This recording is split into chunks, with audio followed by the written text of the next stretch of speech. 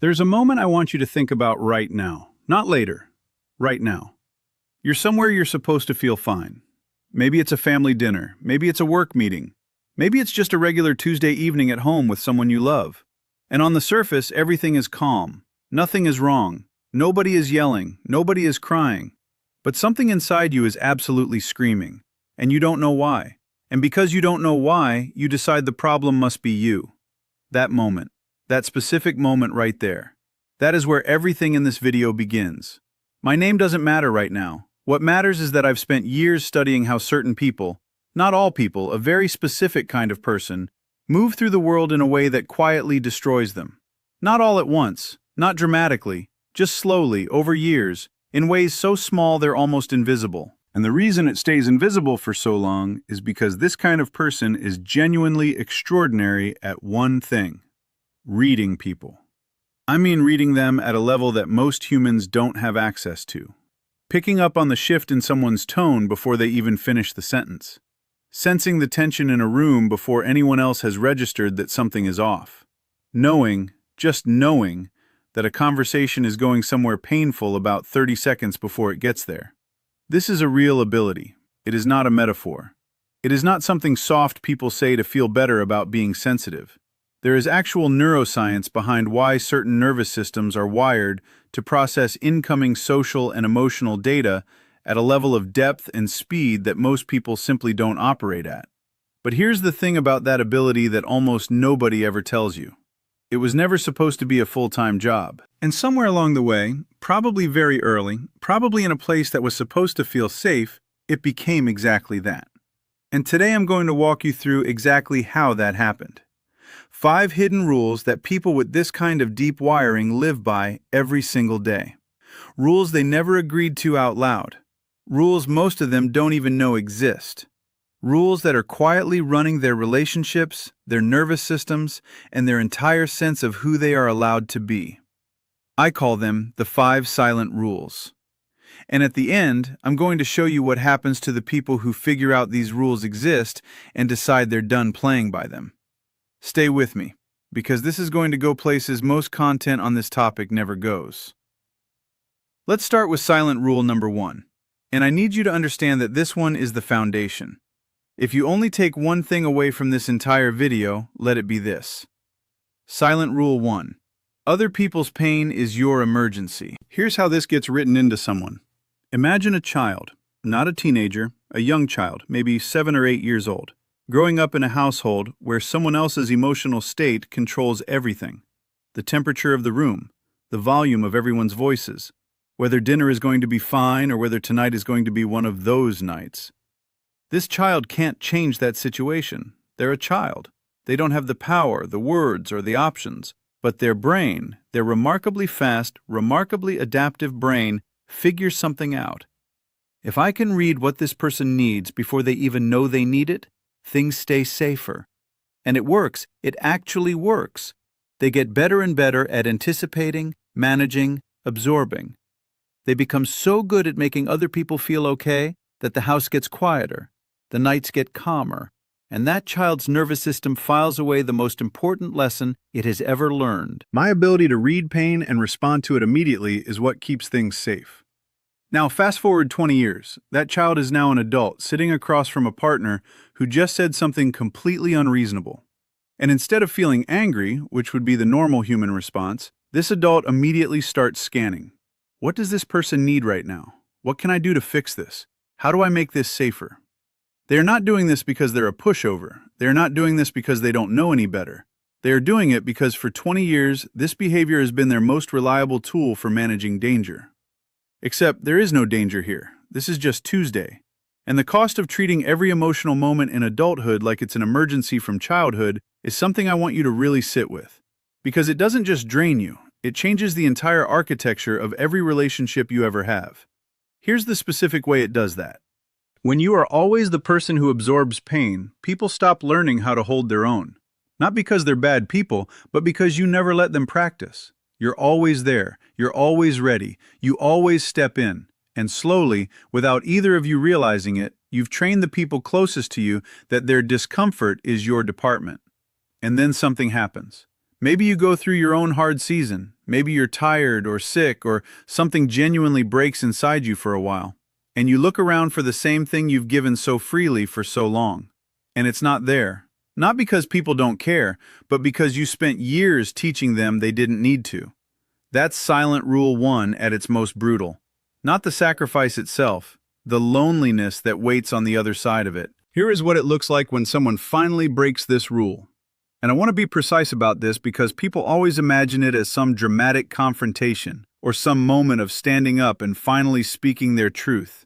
It is nothing like that. It is a Tuesday night. Someone close to them is spiraling over something. The familiar pull shows up immediately, right on schedule. The nervous system firing, the body leaning forward, the mind already running through solutions. And this person just doesn't move. They stay still. They feel the pull. They let the pull be there, and they do not act on it. The world doesn't end. The other person is uncomfortable for a moment, and then the other person figures it out themselves. And what this person feels in that moment is not victory. It's not righteous.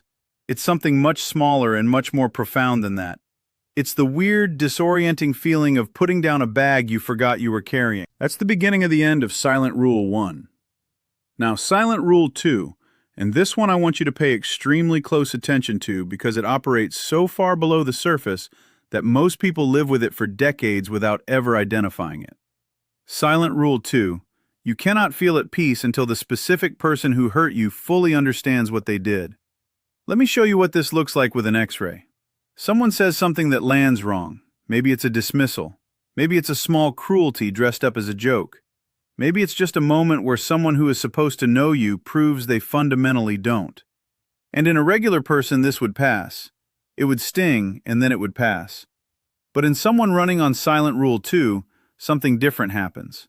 A mechanism engages, and suddenly the most important project in their entire life is getting this specific person to understand exactly what they did and exactly why it mattered. They explain, they clarify, they find better words, they send the follow-up text. They replay the conversation at 3 a.m. finding the perfect thing they should have said. They bring it up again 3 days later. They are relentless in their pursuit of being understood. And from the outside, this can look like someone who is oversensitive, who can't let things go, who is obsessed with conflict. But that is not what is happening. What is happening is that for this person, being misunderstood by someone who matters is not just unpleasant, it is genuinely threatening. Somewhere early in their life, they were in an environment where being misread by the wrong person had real consequences. Maybe they were blamed for things that weren't their fault. Maybe the only way to stay safe was to make sure the person in power understood their intentions exactly. So their nervous system built a rule. I cannot relax until this person sees me accurately. And now, decades later, every time someone misses them, that old alarm goes off, and they obey it, the same way they obeyed it the first time it ever rang, back when obeying it actually mattered. Here's the part that's hard to hear, and I'm going to say it plainly. Some people are never going to understand what they did. Not because you failed to explain it well enough, not because you didn't try hard enough, but because understanding what they did would require them to feel something they have spent their entire lives avoiding feeling. Guilt, accountability, the discomfort of recognizing themselves as someone who caused harm. Some people will choose confusion over that, every single time. And waiting for them to finally get it means handing control of your internal state, your ability to feel okay, to feel settled, to feel at peace, to someone who has already demonstrated they're not going to use that control responsibly. Breaking Silent Rule 2 doesn't look like giving up. It doesn't look like deciding the other person was right. It looks like this. The conversation ends without resolution. The other person never fully gets it, and this person decides that their peace of mind is not held hostage by that outcome anymore. Not because they don't care, but because caring about something and tying your nervous system to someone else's willingness to acknowledge it are two completely different things, and one of them you can actually control. Now, Silent Rule 3, and I want to give you an image before I give you the words, because the image is going to make the words land harder. Imagine a person who has spent so many years walking through rooms with low ceilings that the hunch has become their default posture. They no longer notice it. They walk into every room crouched, and one day they walk into a space with a 20-foot ceiling and they are still hunched, still braced, still making themselves small. Not because the room requires it, but because their body no longer remembers what it feels like to stand up straight. Silent Rule 3. Make yourself smaller so the people around you stay comfortable. This one doesn't announce itself. It shows up in such small moments that it would feel embarrassing to even name them if you didn't understand the mechanism behind them. It's the laugh you make quieter than it actually wants to be, the opinion you pre-edit before it leaves your mouth because you already know the room isn't ready for it. The time you apologized for crying, the time you apologized for noticing something that turned out to be completely true. The way you've learned to present a more palatable, more manageable, more digestible version of yourself in almost every single room you walk into. Here's what nobody tells you about this rule. It is not about insecurity. It is not about low self-esteem, even though it looks exactly like low self-esteem from the outside. It is a learned precision. You got so good at reading what a room could tolerate that you started pre-adjusting yourself to fit. You stopped waiting to be asked to shrink. You just started doing it preemptively, the way an expert driver brakes before they even see the curve, because they've made this drive so many times they can feel what's coming. Except the thing coming, the thing you learned to brace for and accommodate for and adjust yourself to fit, was other people's discomfort with who you actually are. And here's the cost nobody talks about. When you spend enough years making yourself smaller, you stop being able to remember what your actual full size is. You try to be honest about what you want in a relationship, and it comes out as a question. You try to express a real opinion, and you wrap it in so many qualifications it becomes unrecognizable. You start a sentence with your actual truth, and by the time it leaves your mouth, it has been edited so many times it barely resembles what you actually meant. And then people tell you you're hard to read. And they're right, but not for the reason they think. You're hard to read because you've spent years making sure that what's actually inside you doesn't reach the surface in a form that's going to cost you something. Breaking Silent Rule 3 doesn't happen in one conversation. It happens in a collection of tiny moments. The laugh you let be as loud as it actually is. The opinion you say out loud even though you can feel the room cooling. The moment you realize you're about to apologize for something that was never wrong and you just don't. And what happens next is something no one prepares you for. Some people will not like the full version of you. They were comfortable with the edited version, the smaller version, the version that made them feel bigger by comparison. And when they express that discomfort, something shifts. Because this time, instead of immediately adjusting, immediately shrinking back down to the size that made them comfortable, you realize something. Their discomfort with your actual size is not evidence that you're too big. It's evidence that they got very used to you being smaller than you are. Silent Rule 4. And I want to warn you that this one is going to feel physical because it is physical. Silent Rule 4. Taking care of yourself is something you need to earn and then apologize for. Here's the clearest way I can show you what this rule looks like inside someone. They say no to something. It could be anything. A favor they don't have the bandwidth for. A social obligation that would cost them more than they currently have. A conversation they know is going to take everything they've got and give back very little. They say no. And before that word has even finished leaving their mouth, something happens in their body. Not in their mind first, in their body. A tightening, a sinking. Something that in intensity and location feels very similar to having done something genuinely wrong. And then the spiral begins. Maybe I should have said yes. Maybe I'm being selfish. What if they need me and I'm just not showing up? What does this say about me as a person? And here's what I need you to understand about that spiral. It is not moral reasoning. It is not you being careful and conscientious and thoughtful. It is a conditioned alarm. And the thing it was originally calibrated to protect you from is not actually present in the room anymore. See, if you grew up in an environment where putting your own needs first, or even just naming your own needs out loud, led to punishment, coldness, disappointment, someone withdrawing from you in a way that felt genuinely dangerous, your nervous system built a direct neural pathway. Self-care leads to bad outcomes. Bad outcomes feel like this. Therefore, anytime you approach self-care, your body recreates the feeling of the bad outcome to stop you before you get there. It's not irrational. It was once completely rational. It was a survival mechanism that worked. The problem is that survival mechanisms don't have expiration dates built in. They don't check in with you at 30 and ask, "Hey, is this still relevant?" They just keep running. Because your nervous system's job is to keep you safe, not to notice when the threat has changed. Now here's the thing I need to tell you about breaking this rule that differs from what most people expect. Understanding this intellectually does not make the guilt go away. I wish it did. It doesn't. You can know completely, clearly, in full, why the guilt is there, where it came from, why it's misfiring right now, and the guilt will still show up, right on schedule, exactly as uncomfortable as always.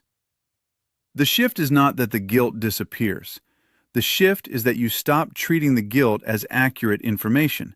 You say no. The guilt arrives.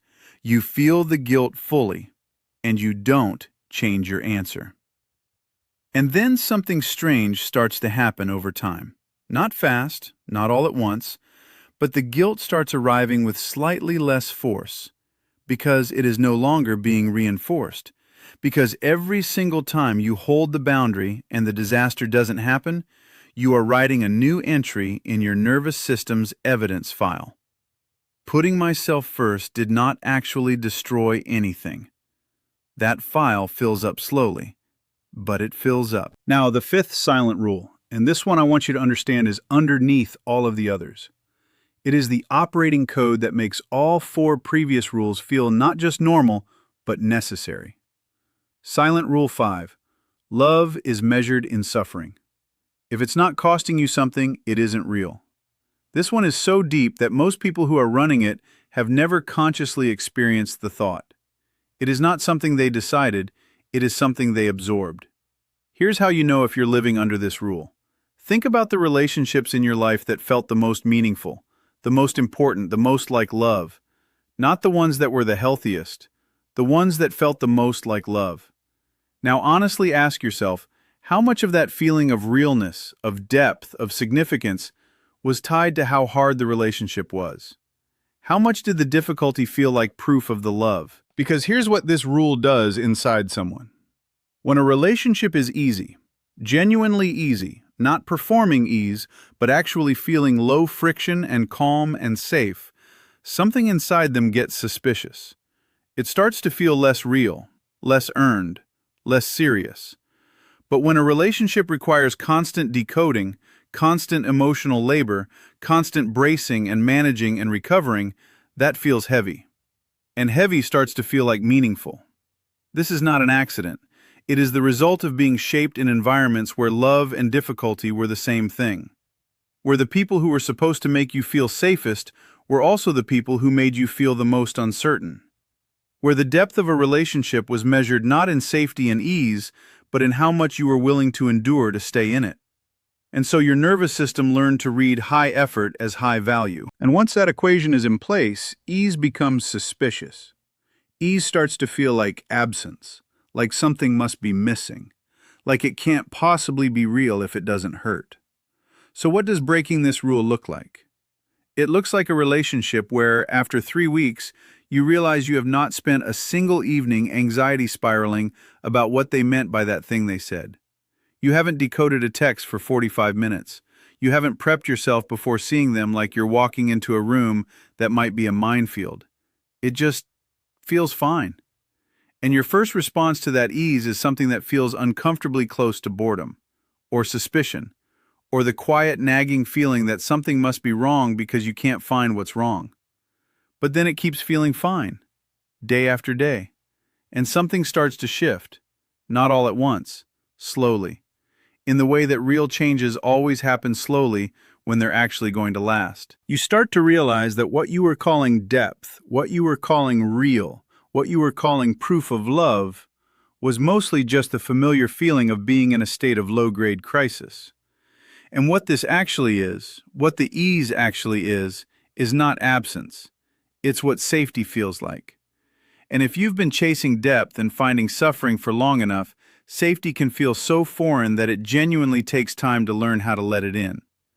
But once you do, once you have a real reference point, once your body has experienced what it actually feels like to be in something that doesn't cost you everything, something changes that doesn't change back. Because now you know the difference, not as a concept, in your body, in your chest. You know what it feels like when it's safe, and you know what it feels like when it isn't. and you are no longer able to convince yourself that those two things are the same. Now let me bring all 5 rules together, because individually each one is a pattern, but stacked together they form something else entirely. If you are living under all 5 silent rules simultaneously, here's what your daily experience looks like. You feel responsible for the emotional state of everyone around you. You can't feel settled until specific people understand you in a way they may never be capable of. You've spent years editing yourself down to a size other people find acceptable. You feel guilty every time you do something for yourself without first doing something for everyone else. And you are most comfortable in the relationships that cost you the most. That is not a personality. That is a system. A system that was built for you, largely without your consent, during a period of your life when you had no ability to opt out. But here's what is equally true. You are not in that period of your life anymore. And systems, even deeply ingrained ones, even ones that have been running for 30 years, can be rewritten. Not quickly, not without resistance, not without the moments where it all collapses and you wake up back inside the old patterns and have to start again. But they can be rewritten. Here's what I want you to do right now. Not after the video, right now. Think of one moment in the past week where you obeyed one of these 5 rules without realizing it. Don't go looking for the big dramatic example. Look for the small one. The moment you silently absorbed someone else's mood and called it empathy. The moment you explained yourself for the 3rd time to someone who wasn't going to hear it. The moment you apologized for needing something. Find that moment. Hold it in your mind for just a second.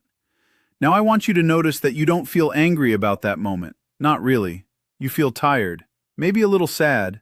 Mostly you just feel tired. Because that's what living inside a system that runs at full power all the time actually feels like. Not dramatic, not explosive. Just the deep, bone-level exhaustion of running every single day at full capacity in service of a set of rules nobody ever asked you to consent to. You were built to feel things deeply. You were wired to read what others cannot read, sense what others cannot sense, stay when others would leave, give when others would stop. That is real. It is in your nervous system. It is not something you imagined about yourself. But here is the thing that has to change.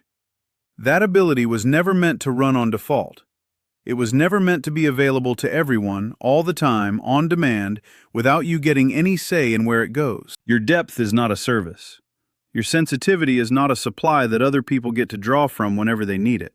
Your ability to feel things at the level you feel them is the most extraordinary thing about you, and for most of your life, it has been running on a program you did not write. The 5 silent rules were written by people and circumstances and moments that you survived a long time ago. They are not who you are. They are what you learned in order to stay okay long enough to get here. And you got here. Now comes the part where you decide what happens next. Not in some abstract future, right now. Starting with the next room you walk into.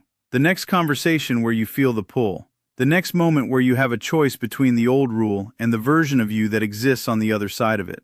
That version of you is not softer or harder or colder or more distant. They are not less caring or less connected or less real. They are just finally using their own compass instead of navigating by everyone else's.